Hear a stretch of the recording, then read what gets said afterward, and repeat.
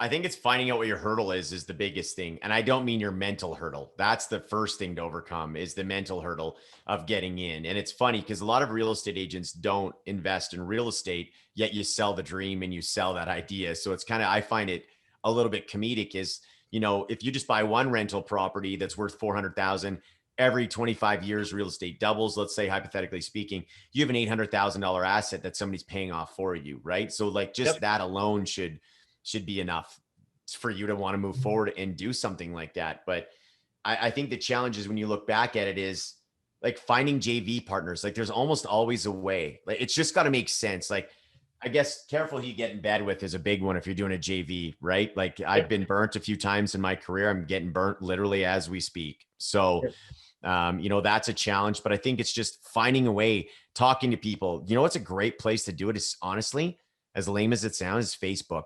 So if you go in, you're like, hey, I have this great project. I'm looking for JV partners. If you find the right Facebook group, you're going to have 15 or 20 people that just light you up. That's like, hey, I'm a part of 6 or 7 different groups that all are investors.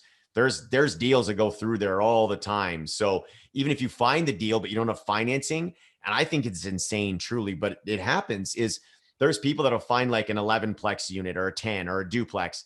They don't have any money. They'll post that they have it. You tie it up for a month and you go try to find an investor. People post in these groups and investors will be like, yep, sure. And people are literally doing this with no money down. They just happen to have found the deal and they structure something that makes sense. So you don't have to necessarily have the money. You don't have to have the credit. You just have to have the desire to go and find stuff.